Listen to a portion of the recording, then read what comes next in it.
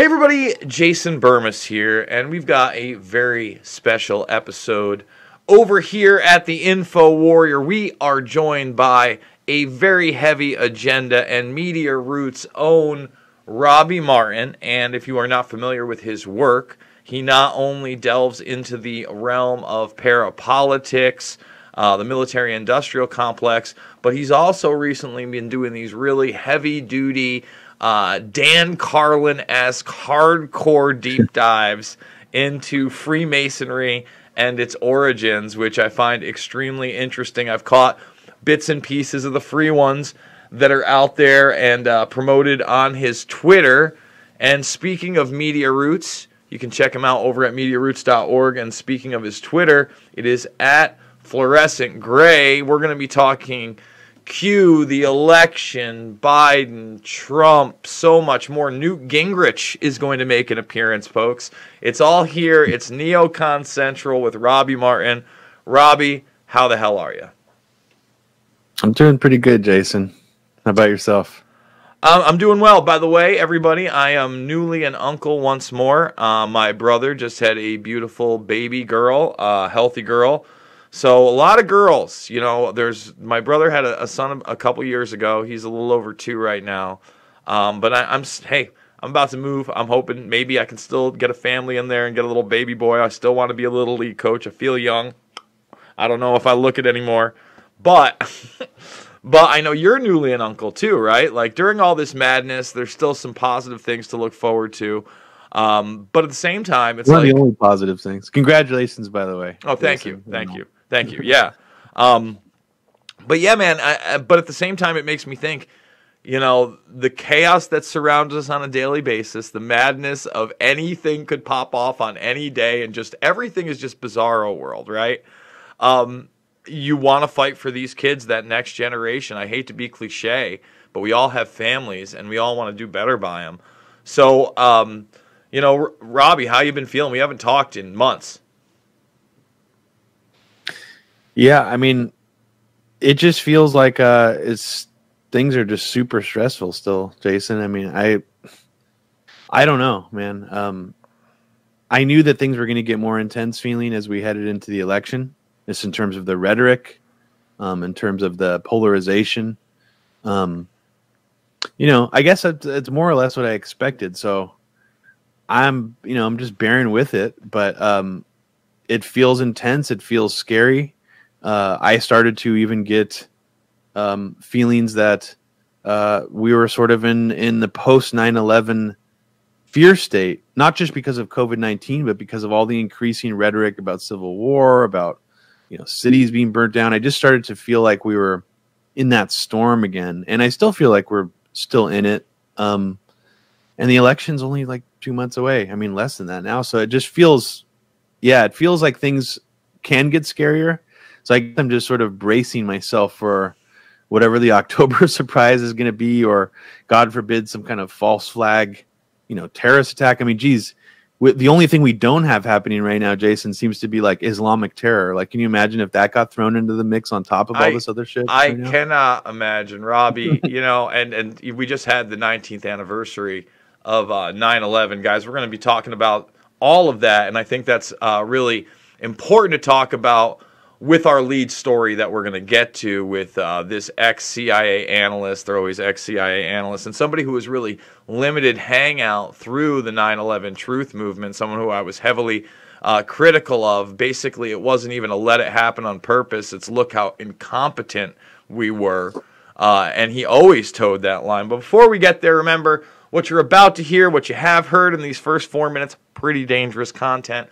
Fully demonetized over here now for 5+ months. We appealed it over 4 months ago. No, nobody's paying attention. No, nobody gives a flying rat's ass about the truth. Nobody cares that we're verified. We've already gone over that, but we'll get there. Make sure your thumbs up, subscribe, and share. Checking out all the documentary films, guys, that are free in the playlist section. And also, we're live streaming at Rockfin.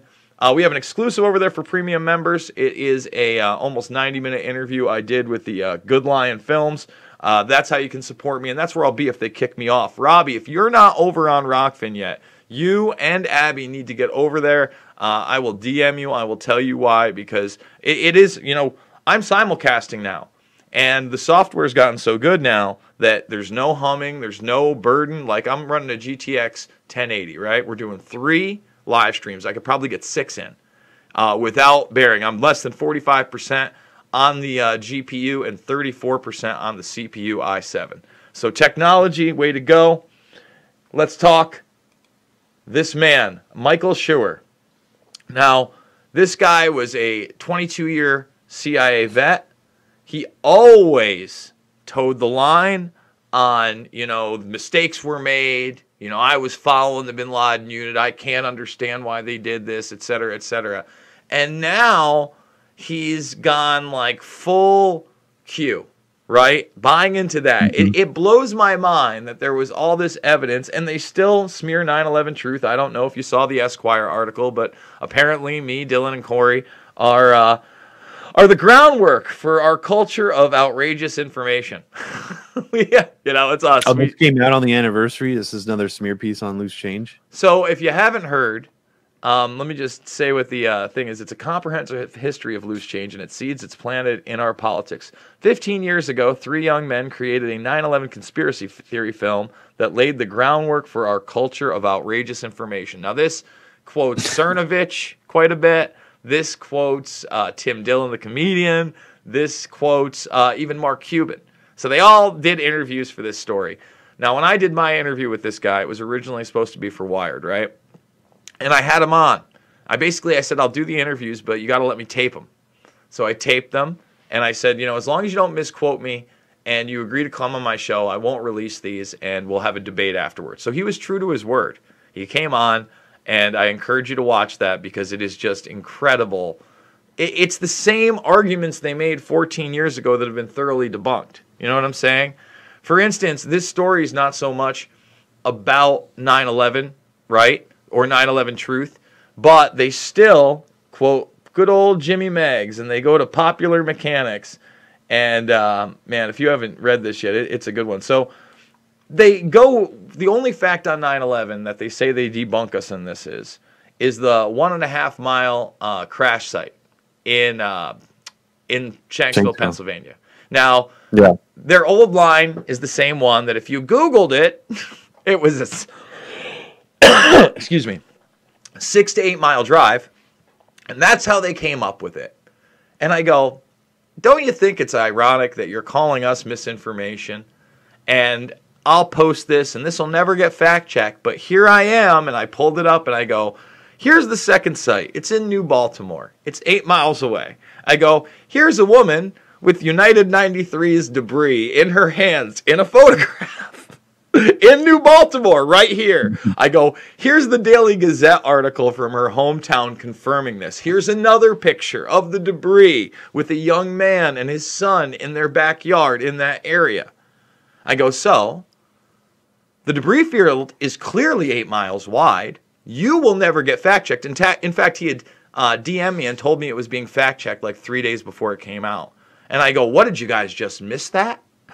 And it's like, they just don't have an answer. They just keep talking in circles. They go, you can't just imagine that this one time something special. I go, brother, on record, everybody that's there says they don't find something bigger than a suitcase or a phone book. I go, it's an open field.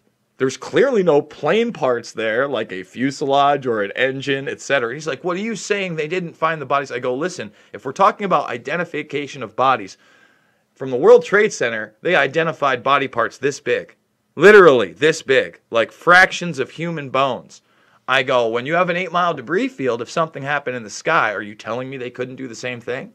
I go, all the people, here are 4 people that were there on the scene at the time saying there were no bodies and there were no plane parts. Like, what do you want from me?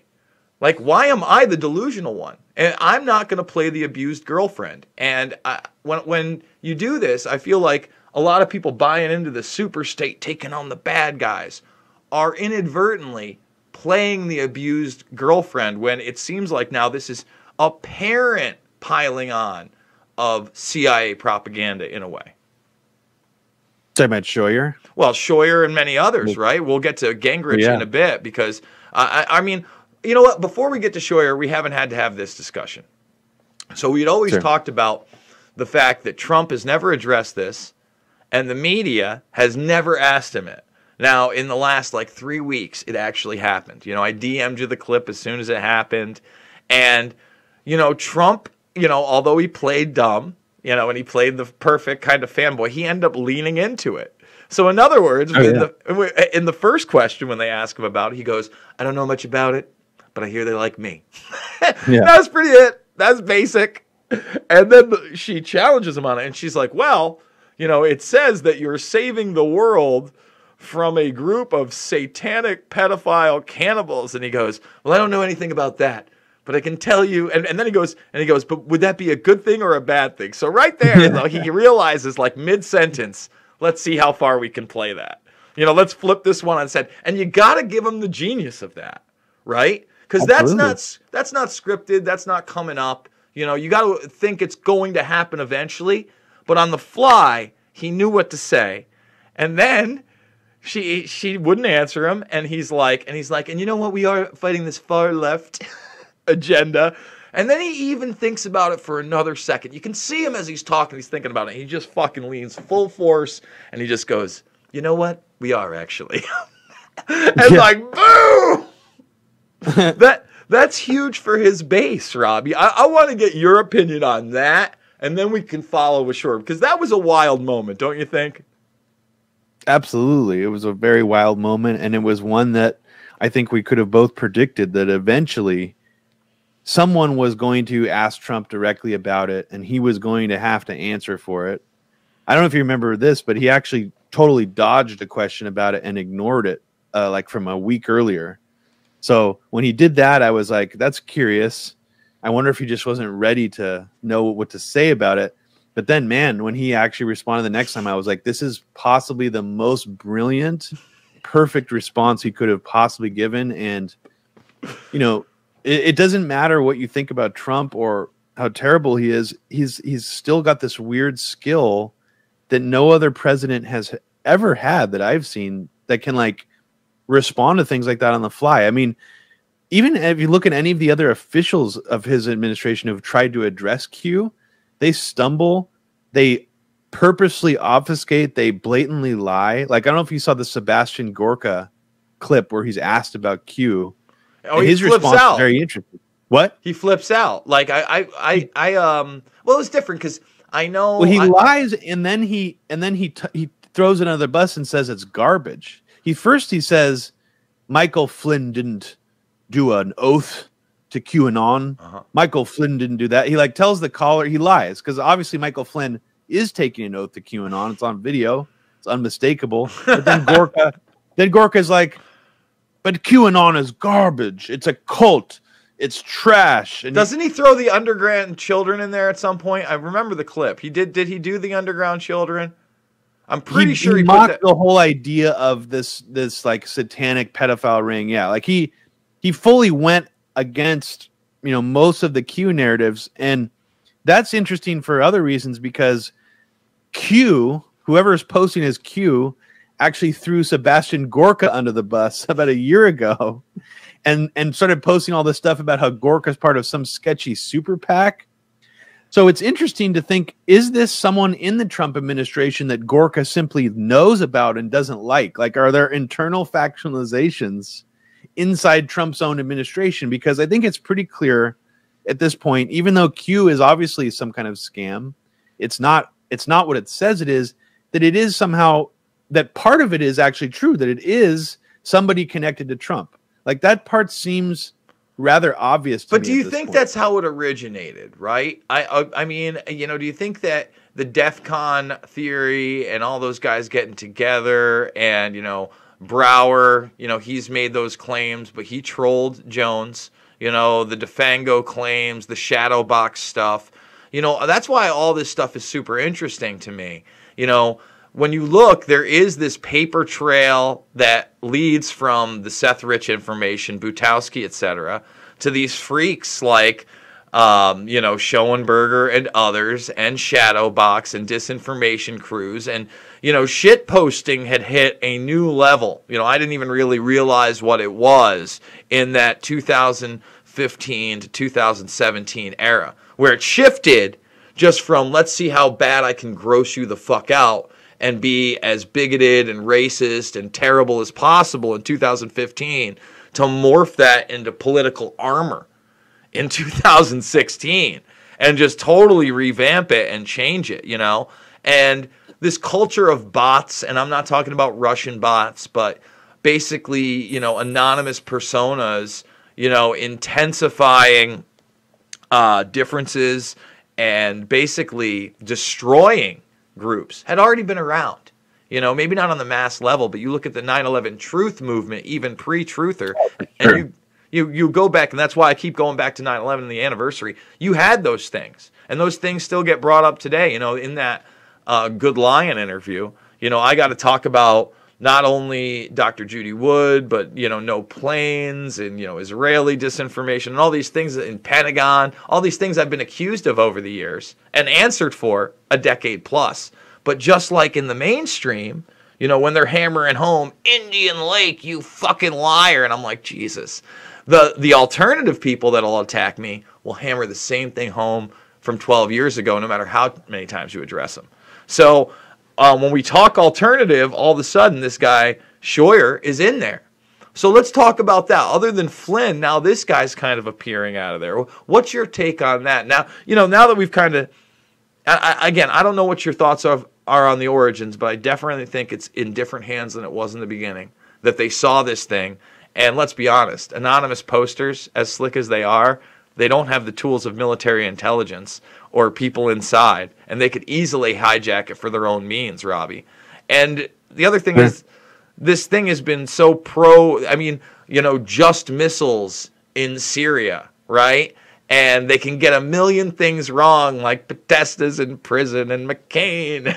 And, what was the other one? Hillary, those first posts. Like, before you even start, name the top 5, in your opinion, ludicrous claims that absolutely didn't come true, that they don't want to come to realization. And then what your thoughts are on guys like Scheuer or others on the inside utilizing this. I mean, I'd say I don't know if I could come up with 5, but I'd say the main one is this idea that we need martial law to usher in some kind of mass arrest of the deep state. I mean, this was something that Q promised was going to happen in post like 3 or 4. Continually, this idea that these high-level officials are going to go down. And let's be honest, Jason. I mean, after all this rigmarole, after all this talk we've heard from not just Q, but the Trump administration about the deep state going down, we have one FBI lawyer who, if you look at his actual sentencing, it's 0 to 6 months. This guy might not even spend a day in jail who forged that piece of paperwork. That's the deep state that's going to go down at the end of this. I mean, it's kind of pathetic. And let's stop. Even Jones was admitting today on his show that Strzok and Page are all going to walk. They're all going to walk. Really? Okay. Yes. Very convenient. Well, then maybe Alex Jones is getting smart and realizing that he has to take that stance because that's obviously what's going to happen. I mean, you got Strzok out there still going with the compromise by the Russians narrative just last week. I mean, that's how brazen they are. Let's be honest. They totally set the guy up. And he's still like, hey, you put me on the hot seat. You demonized me. You know what we did? They didn't ban my GoFundMe, bitch. I made a fucking $1 million and fuck you. It's Russia. That's how brazen these people are. And people still buy into that narrative, Robbie. And that's why, it's like bouncing on ping pong balls, right? The left lies about the right, and the right lies about the left. And even Jones is out there going like, obviously Trump knows no matter what vaccine he gives us, it's not going to be 100% safe. And, he's obviously lying there. And I called that out too. What's that? No, that's interesting. I mean, I do think there is a really important dynamic to look at here between QAnon and Russiagate. QAnon wouldn't be nearly as believable if it wasn't for the weirdness and the sort of witch hunt nature of Russiagate and how it gives the appearance that this mechanism of the entire deep state is versus Trump. So I guess one of the interesting things that come out of the Scheuer Q thing is that if you look at Scheuer's previous articles, Jason, he's actually calling for John Brennan's execution. Now, I find this very fascinating because what are the actual chances that a guy who was in the CIA that long would realistically be actually saying seriously that the former CIA director in the Obama administration should be executed for treason? I find that a little fishy on its face, meaning I do not believe that a CIA agent who was in the agency that long would talk that way about a CIA director. I think there's some smoke and mirrors going on here, to be honest. And it does make me go back to this idea that this concept that the CIA is versus Trump or the deep state is versus Trump may actually be something that the CIA and the deep state want us to believe to benefit them. I'm honestly have gone to this place where I believe that narrative has been shoved down our throats so hard, not just by Q, but even by the inverse of what Russiagate makes us feel. We have to sort of take a step back and wonder what in the fuck is actually happening here. Is Scheuer really a QAnoner? Does he really believe in this QAnon narrative? Is he just saying he believes in it? Does he really believe John Brennan and these other people in the CIA committed treason and should be executed? Or is this just some kind of big game and maybe even like a fake internal war? Like it's honestly making me go like full blown tinfoil hat. Because like when you look at that, and then you also look at the fact that Bin Laden's niece is now going full QAnon. You have Bin Laden's, the guy who was in charge of killing Bin Laden, going full QAnon, and then Bin Laden's niece going full QAnon, and then basically both of them saying we need to elect Donald Trump or it's a civil war and another 9/11 in this country. That's nuts that Bin Laden's niece and the guy who was in charge of killing Bin Laden are both saying that. Like, that breaks my brain, Jason. I honestly don't. I don't even know what to say. You know, it's a really interesting thing because to me, it's convenient how none of this ever exposes, the Bill Barrs of the world. But then again, I'll give Jones credit today. He was so good at kind of double speaking, right? He was talking about the Machiavellian nature of the vaccine and what Trump has done, but then he points out, and I pointed this out, how it was able to get him to call the left anti-vax, which nobody saw coming, right?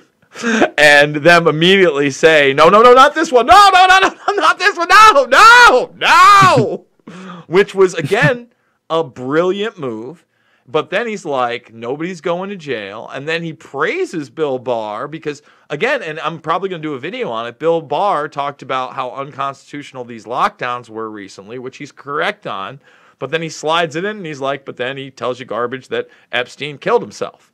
And it's like, that is really the world we're living in. And it's very bizarre. It's like, Bill Barr is going to tell me a lot more about the truth of the setup of the Trump administration via Russiagate or Ukrainegate or what's going on behind the scenes. But at the same time, they want Assange. They want his blood. No one in the media will even ask that question in our country right now.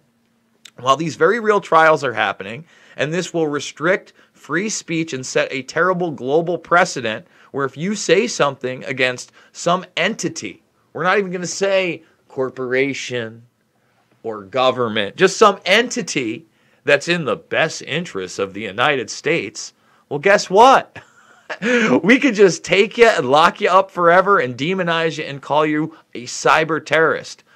What's your take on Barr, Assange, the Justice Department, the left? I mean, give me something. I mean, I think it's very, very. It's really a tragedy for me, Jason, because I come from mostly the left. I mean, that's sort of my home base, and I could understand and see the active campaigns. I would say plural, multiple campaigns to realign things to this, to basically make people on the left hate Assange, and then make people on the right love him. And that, to me, was a strange shift. And I don't, I have a lot to say about that in other areas, but I do think that a lot of that was very manufactured. There was definitely things done to make Julian Assange seem unpalatable now to people on the left. I mean, just in terms of him being a publisher that should have his rights, his free speech protected, that he should be able to operate as a journalist, that he's not doing anything technically different than other journalists in terms of the legal sense. I mean, all these things should be important to anybody who cares about free speech and the act of journalism in this country. I mean, it's extremely important. It's of paramount importance.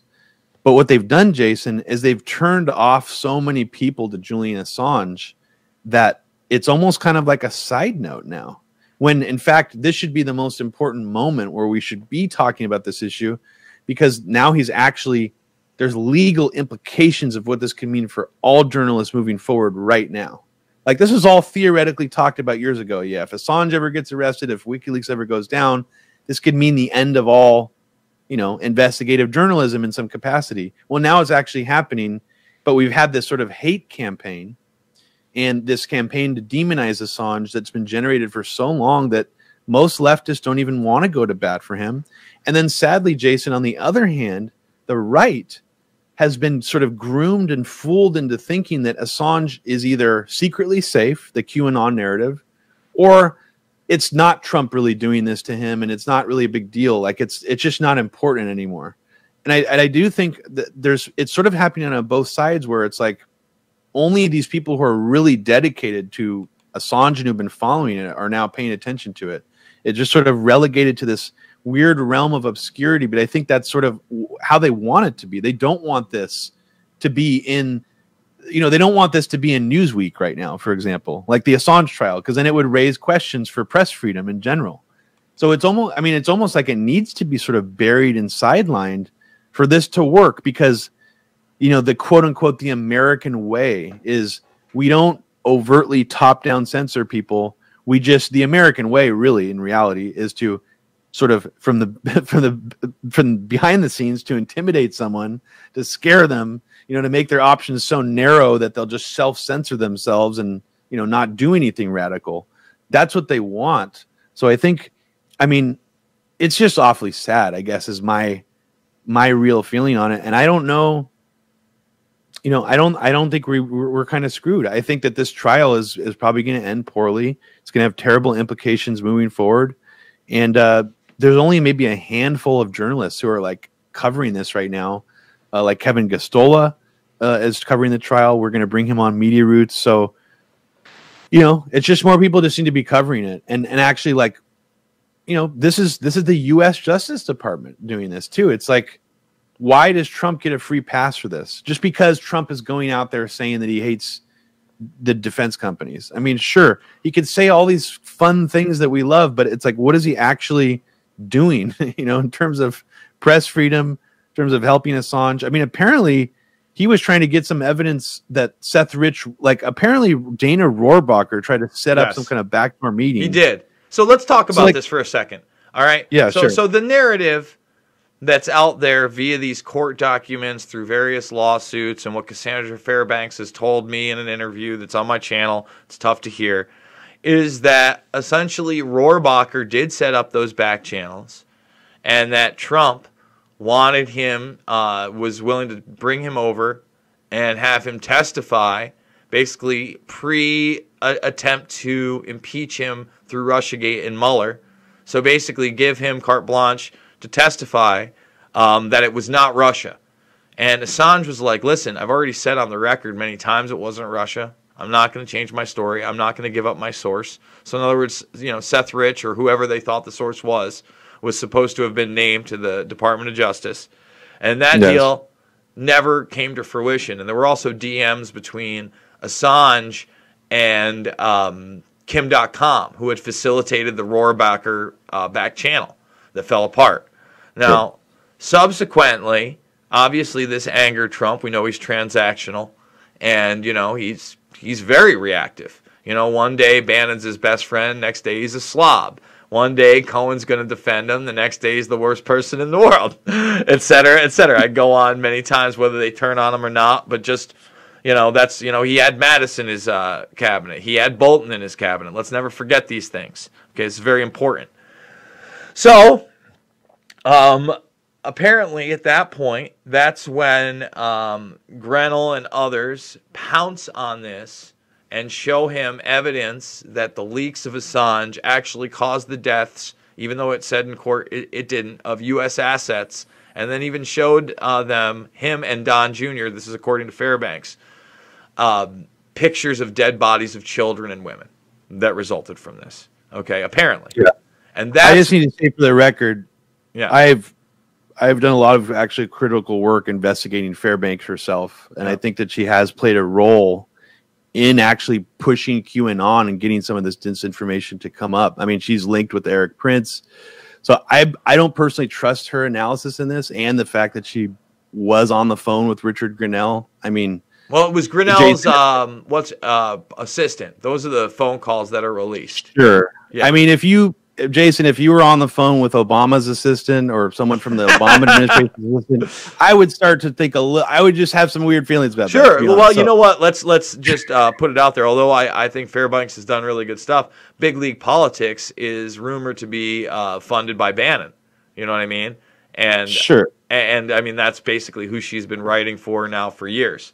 So she puts that out there, and then that gives the DOJ kind of this carte blanche to do what they've wanted to do. Now, if you had an honest Department of Justice, that never gets presented in the first place.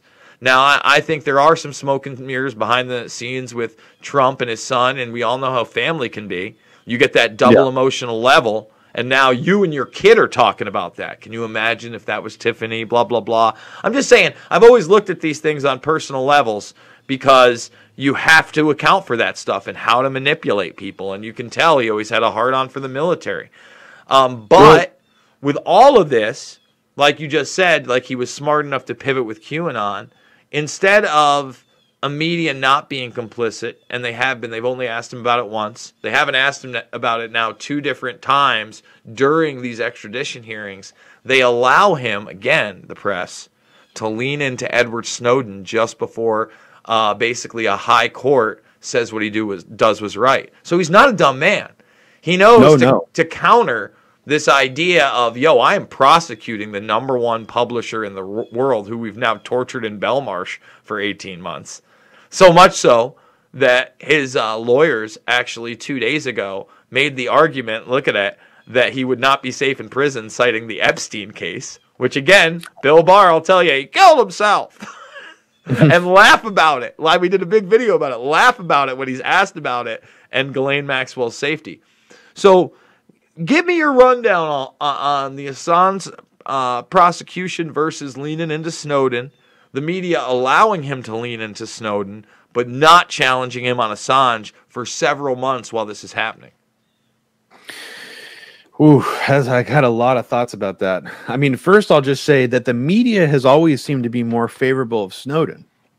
I mean, this is something that I've noticed even going back to the very original revelations is I think there's something a little odd about Snowden personally.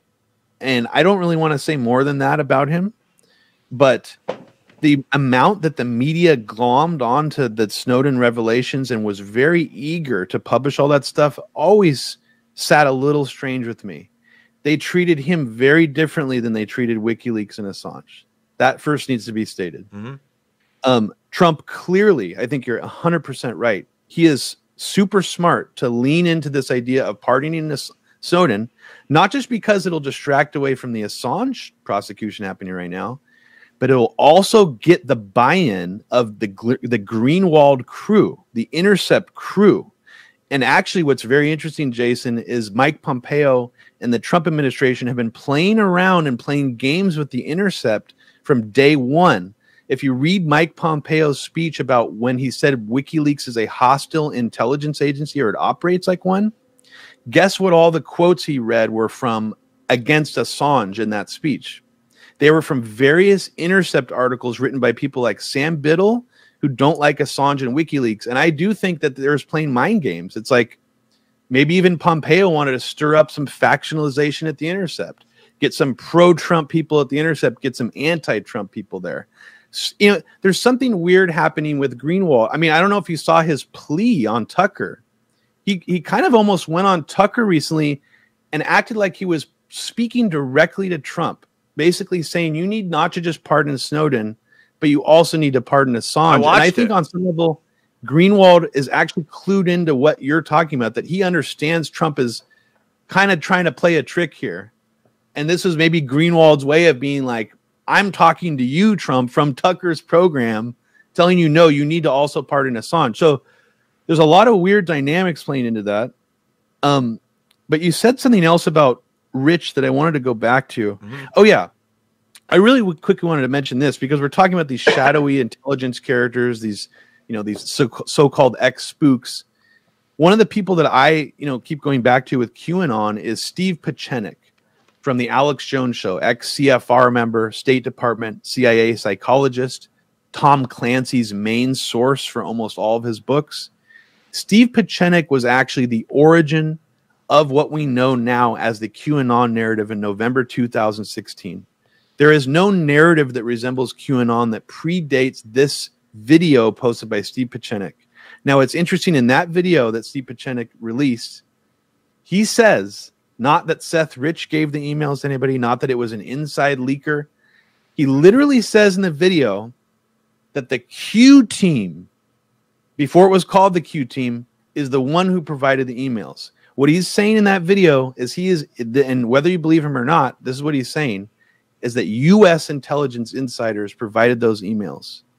And I think people might need to start thinking about where these emails may have come from other than Seth Rich and Russia. Well, hold on. Let me just ask you this, because I'm seeing this more and more, is that people are basically saying that, you know, and it was kind of, I believe it might have been espoused in Shadowgate, right? The idea that Seth Rich was a Snowden-type character, one of these people that also worked for private contractors, and that's how he had so much easy access to these things in the first place, is that not only was he a DNC staffer, but he was working for like a Booz Allen Hamilton-type offshoot. I don't know whether there's any validity to that, etc. Yeah, I haven't heard that. Yeah, because this actually... I don't know if Seth. I'm trying to think if he already had died at that point this video came out. Yeah, I haven't. I'm not even. I haven't heard that theory personally. Mm-hmm. But that would kind of integrate with it, because if it was a quote unquote intel team, right, and you were pushing somebody, you know, inside your team to do that, to have access and make contact, etc. I mean, when let's be honest, when we talk about the GRU or any of these things, anyone worth their salt in the technology industry is going to tell you, if you want to disguise your IP address, it doesn't take that much. If you're that terrible at, I mean, literally, first of all, let me just give people an idea on how to just shorthand mask your IP address, okay? Number one, forget about just obviously something like IPVanish, etc. Software. You're going to want a VPN. That goes without saying. But two, simply leaving your digital devices at home, right? Taking a third-party computer that you're not locked into to a different geolocation, then applying other IP addresses, and then hooking into an open source at the very least. So at the very least, you're disguising who you are. If you're going into a bare device, no accounts, not your IP at home, etc., that's how you do it. Anybody can do that. And when you get into the upper echelons of these bot farms, it's even more sophisticated. You're going realm after realm of, you know, not only VPNs, but sometimes logging into separate internets, or intranets, not specifically internets that, again, disguise your IP and make you think. What are your thoughts on that? Because we're seeing, again, the hype that Russia's going to interfere with the election. Facebook is, you know, on the prowl with their fact checks. They're even paying users to log off for months if they want to during the election period. Did a video on that. So bot farms, current types of disinformation, that integrating into the disinformation surrounding Assange. What are your thoughts? I mean, it's really interesting to think about, you know, how easy it is to create some kind of false attribution for a hack or a cyber attack. Because, I mean, if someone, like, let's say if some rogue, you know, aspect of the CIA wanted to hack a domestic another domestic agency or political group here, I mean, it really would be very easy for them to make it appear that it was coming from a foreign government. So that concept is really interesting to think how much of this is just domestic and is made to look like or made to appear that it's some kind of foreign operation. That's where my mind keeps going back to with Russiagate. So I feel that just wanted to leave people with that thought that, you know, even if you think the Q thing is completely fiction and you think that it's all a con, what if that one thing in that video that Steve Pachenik said is true?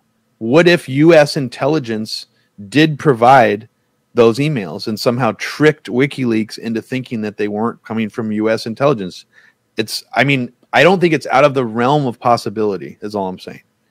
Because I think only being left with the choices of it has to be Seth Rich or it has to be a foreign government, those aren't enough choices. We need to be looking at a wider swath here. But in terms of the disinformation about Assange, I mean, like, I don't even think you need much at this point. There's so much already has been like preloaded into the atmosphere. I mean, even just the sexual assault allegations that's already working against him. The fact that the left, frankly, like hates him to the point where they don't even want to talk about him anymore. The QAnon, he's been laundered. It's almost like there's been these gradual steps taken to just sort of almost erase him, you know? And from every angle, from every angle. I think that's, we have to understand. Exactly. From every angle. I don't even know if you need many smears at this point, Jason, to bury it. He's already, I mean, look at, he's on trial right now. He's barely getting any media coverage. So I think the job has almost pretty much been done. Now it's just like, let's hope he goes away, you know?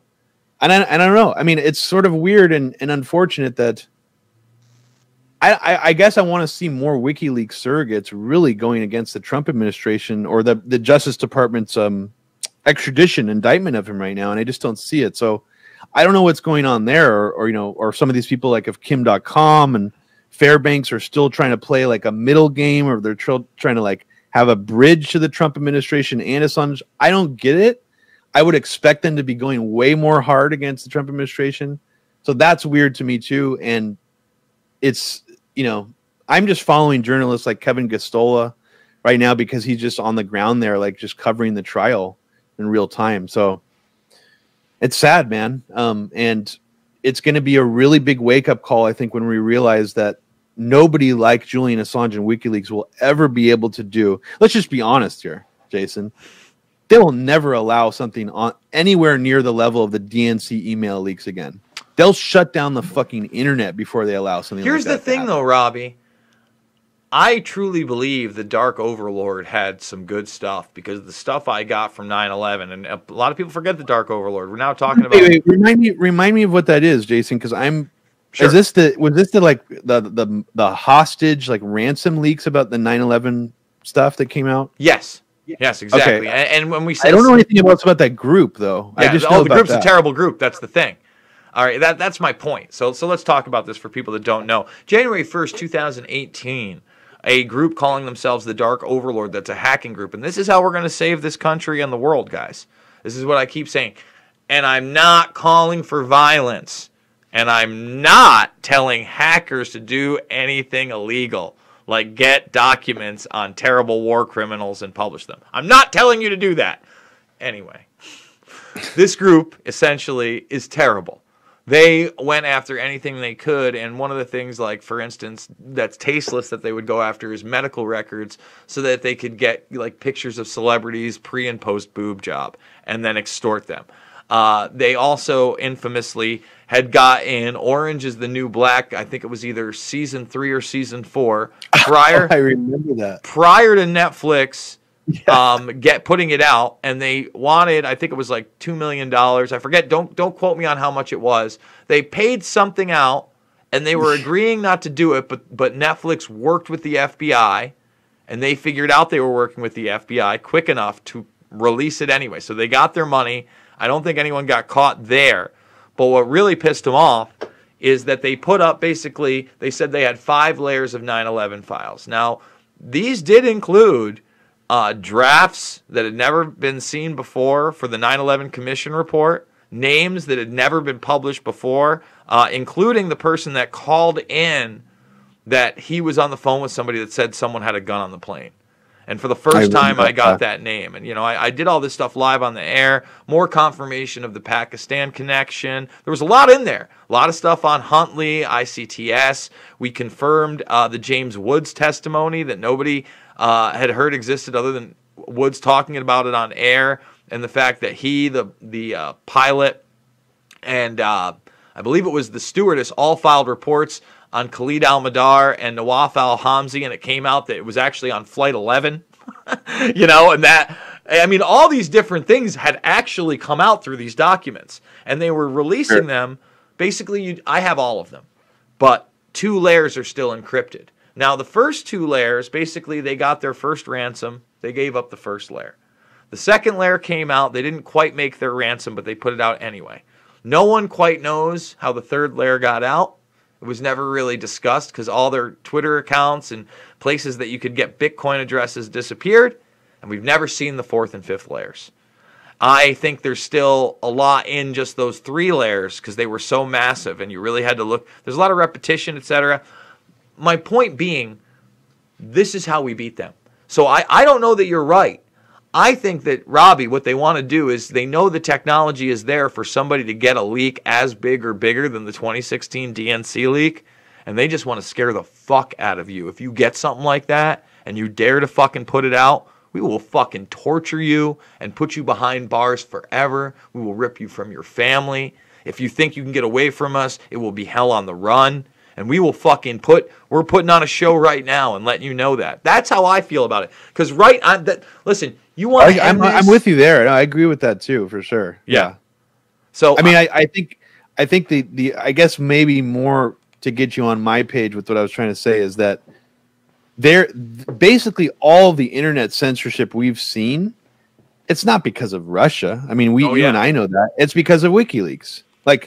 It's because and alternative media and conspiracy stuff that challenges official narrative, but the WikiLeaks shit and the Pizzagate stuff that really took it over the top.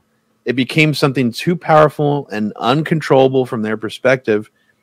And I think that's the other way they're going to, let's say if those 4th and 5th layers leaked and they had something that went all the way to, let's say, Rudy Giuliani or someone else who's super high level, I would not be surprised if the entire internet went offline that day. Maybe that's just me, but that's kind of where my head goes is they'll pull the plug. They'll be like, oh shit, we can't. I don't even know if they pulled the plug on the internet. I don't know, brother. My lord. All right, listen.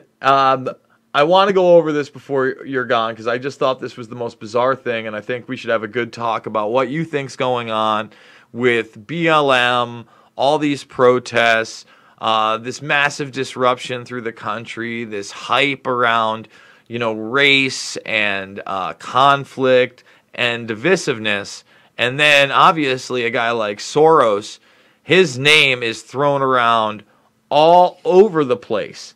And you have this video that's out there of Newt the neocon, Newt Bohemian Grove Gingrich, and it just ends so weird and so bizarre. Let's play the clip for everybody. Destroyed by this violence. Yeah, it's so true. They represent everybody, right? Speaker Gingrich, I know you have a final thought for us.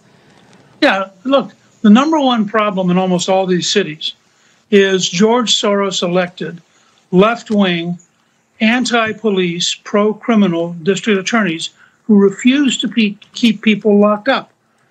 Just yesterday, they put somebody back on the street who's wanted for 2 different murders in New York City.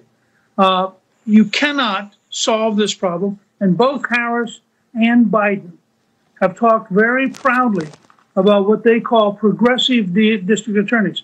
Progressive district attorneys are anti-police, pro-criminal, and overwhelmingly elected with George Soros's money, and they're a major cause of the violence we're seeing because they keep putting the violent criminals back on the street. I'm not sure we need to bring George Soros into this. I was going to say you get the last word, Speaker. He paid for it. Why can't we discuss the fact that millions of dollars he spent? I agree with Melissa. George Soros doesn't need to be a part of this conversation. Okay. So it's verboten. All right, we're gonna. So it's such a weird clip. I mean, look. I mean. Okay, we're going to move on. Historic Like the day at the White awkwardness House. doesn't even end. I mean, like what we're talking about, it's just so weird, right? Because you look at a guy like Gingrich, right? And he's been on that network, I'm not kidding, probably since its inception, right? 20 plus years, I think late 90s is when they've launched. They've always given him a voice there.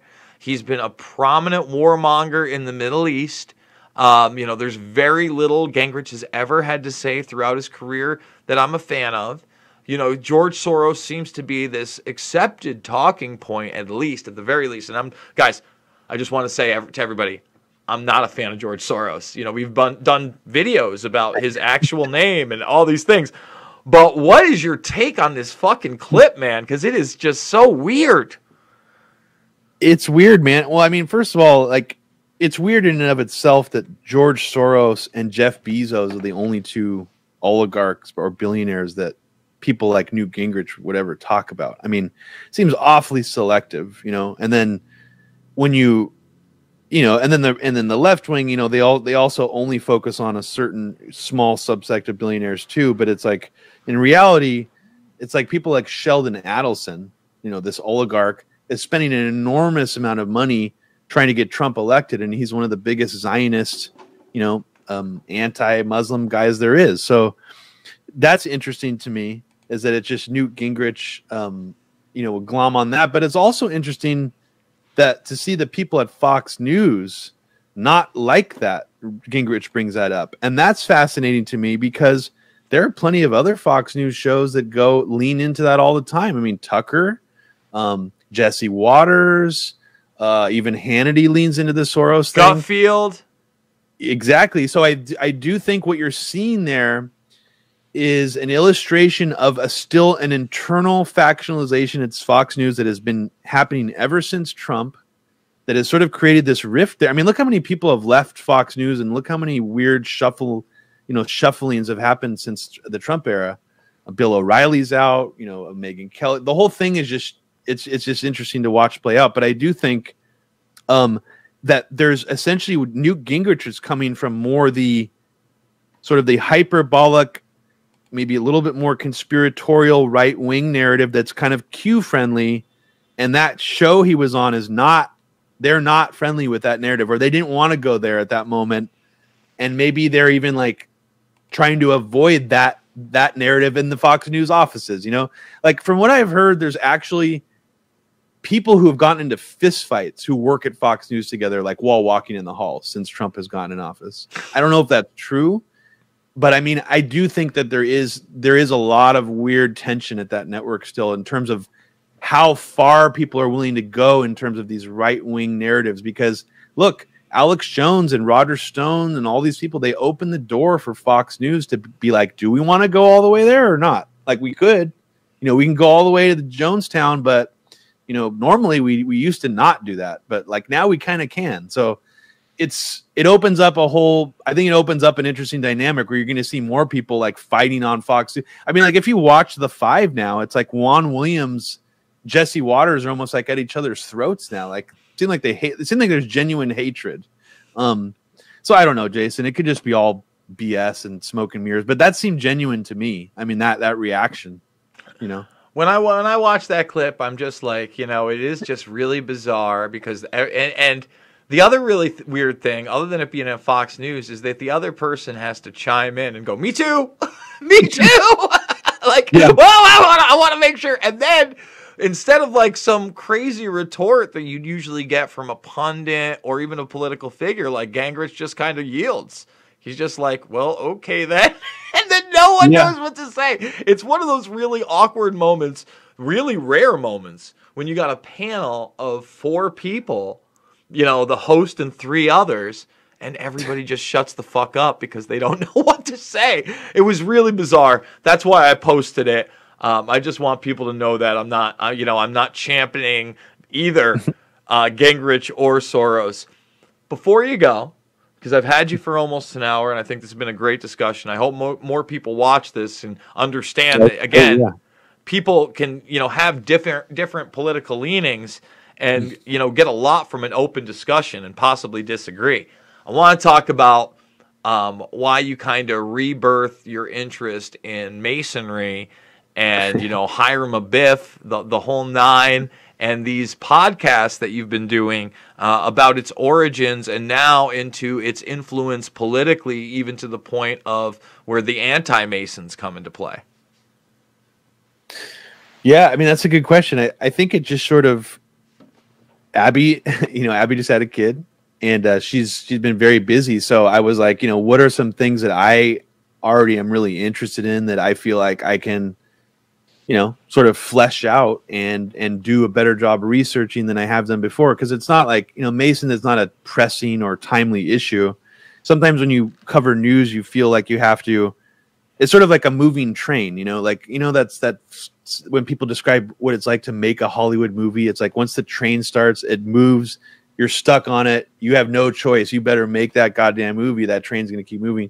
It's kind of like that when you try to do a deep dive on something in the news or something that's in the, in the current culture, you feel that moving train effect, or it's a little hard to fully grasp it.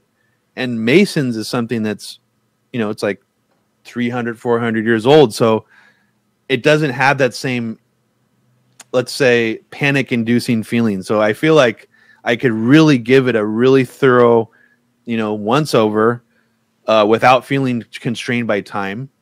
And I think that was part of it initially, just the situation. Abby's, taking a break right now, and I wanted to fill the more time on the podcast doing that. But at the same time, I think it also is this QAnon stuff. It sort of has all this historical resonance with the era of not just Freemasonry, but specifically anti-Masonry, which, if people don't know, is the first third party in the United States was actually the Anti-Masonic Party. And it came about actually over the kidnapping and death, probably murder of a man named William Morgan. And there's also some interesting parallels there to Seth Rich. A lot of people used William Morgan's death in hyperbolic ways to try to create a new political realignment in the country. But it also exposed a lot of the corruption of Freemasonry and made, the Masons really did conspire and try to kill someone, and probably did reveal their secrets. Oh no, hold on one second. I gotta find that. Jeez. Come on, internet.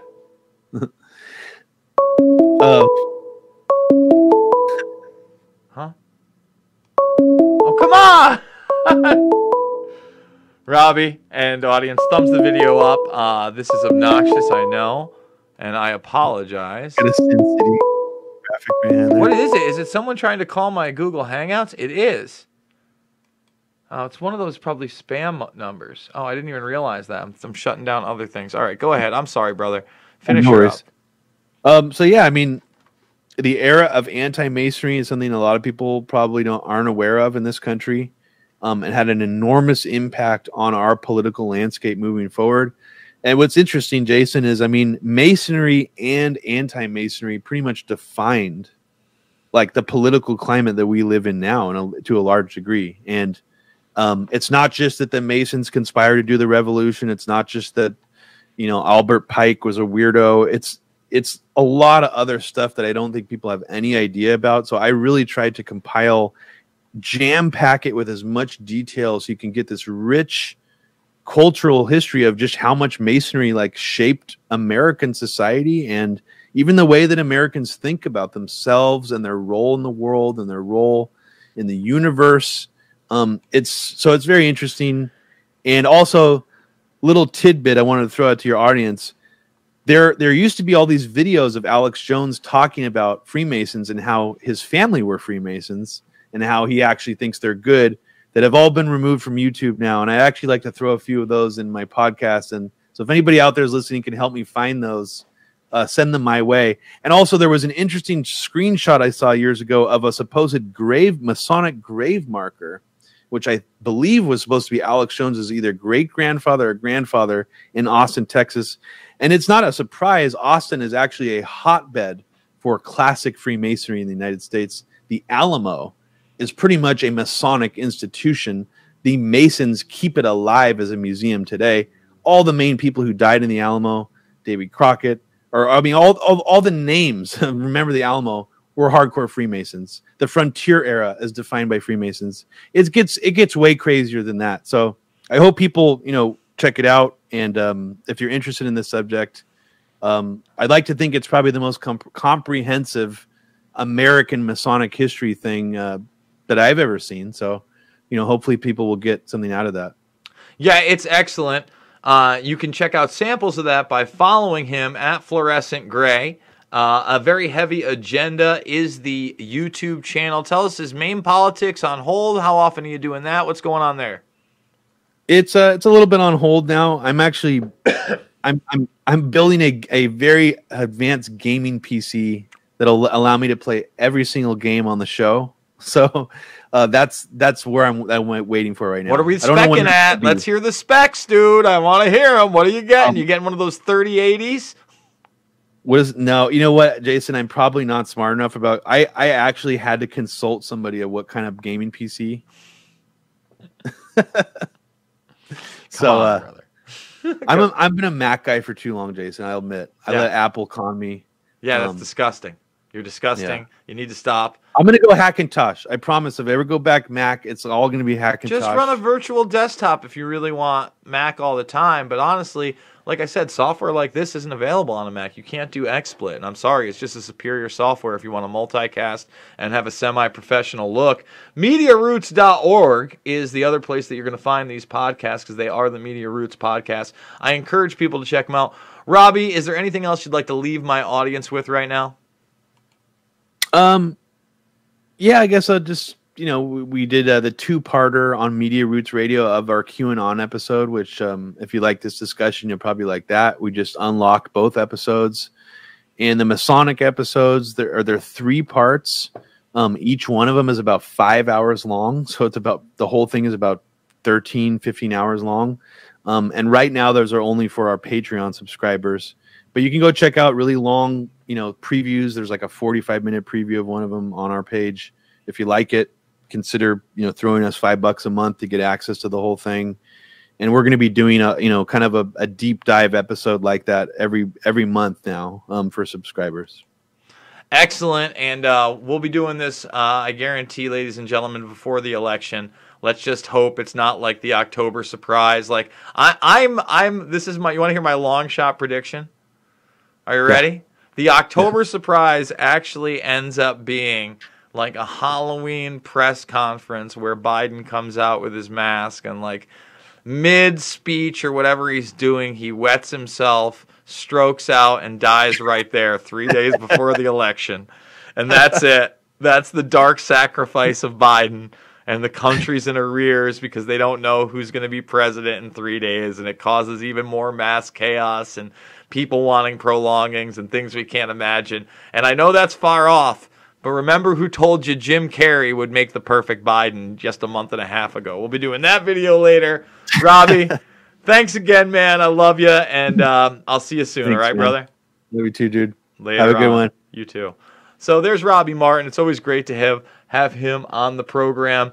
Folks, hopefully you enjoyed the hour-plus long discussion. If you did, consider donating $5, $10, $15. It means the world to me. Big donors. Couldn't do it without you. Please share the program with others. We simulcast all over the place. One of those places is Rockfin. Go make a free account, and there's a free video up there this week, the Graveyard Shift at the Union for the Unwanted. That's exclusive to Rockfin. If you are a premium subscriber, you'll also get my hour-plus long chat last night with Lion Films, amongst everybody's premium content. So I'm trying to do more with them. And again, if they kick me off this platform, that's where you're going to find my stuff. All the documentary films, they're free in the playlist section right now. Don't leave without thumbing it up, subscribing, sharing, joining the Burmis Brigade. Remember, guys, I love you. It's not about left or right. It's about right and wrong. And I'll see you all on the flip side.